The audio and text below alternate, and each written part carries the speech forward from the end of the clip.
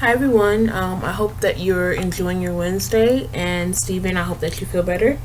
I'm going to start with Carrie's question in why is Veronica personifying her headrest. So, before I actually answer my question, I'm just going to give like a little detail as to how I got to this question. I may be out on a limb right now, but I'm just trying to use as much detail to figure out the answer.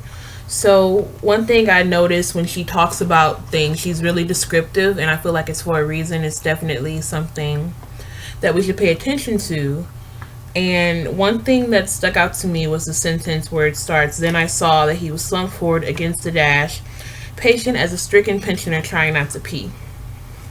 And then Carrie mentioned on 132 the first sign of personification that she saw. And for some reason, I feel like she's personifying this headrest ghost to maybe still have a relationship with Liam, if that makes sense. I'm still trying to figure out the answer in my head on my own, simply because, like I said, I'm kind of out on a limb here, but I just feel like with these two specific quotes, I feel like death is kind of being played with, and I really don't have any other answer besides that, because she is unreliable, so we never know what she's talking about or what she wants to be, understood from certain things that she says. So I hope that helps you, or maybe it sparks something for you that I may have not noticed. Next, I'll go to Amber's question. So, page 164. You were asking how this quote characterizes Veronica. And for her to get upset with somebody loving her, I feel like that says a lot more so about her family and the people that are assumingly supposed to love her. And I was thinking about love as like a theme of the book, and love is not really mentioned throughout the book. Like, she mentions that she's happy, or so she thinks she's happy, and the only time I can remember is when she was talking about Liam and she says, "I'm the one who loved him the most." So I think this is kind of like out of her comfort zone. Yeah, like even in her family, she said, "No one ever pitied you or loved you a little."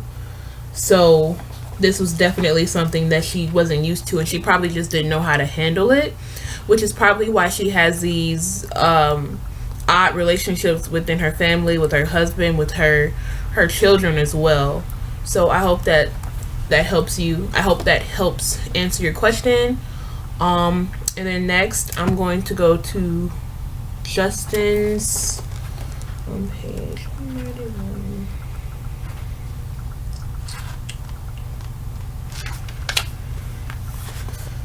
Okay, so your question was, what is the effect of these passages and how do they affect your reading?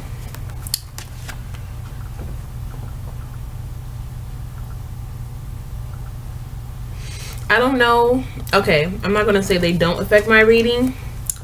I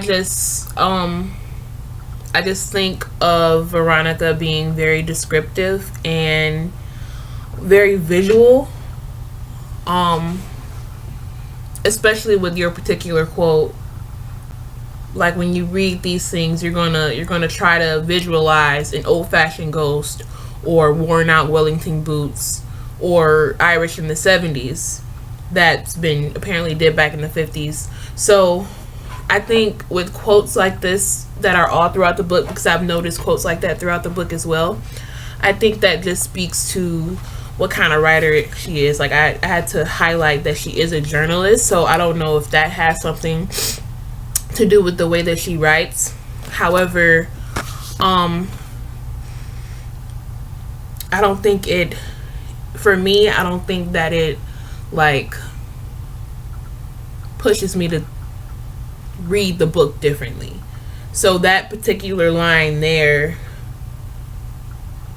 I would just take it as a line of her being extremely descriptive for the reader, and it may be to affect the reading, but for me personally, I just took it as a moment of being really descriptive because she's like that throughout the book. I wish we could have had this discussion in class. However, I hope to enjoy everybody else's videos and have a great rest of your week.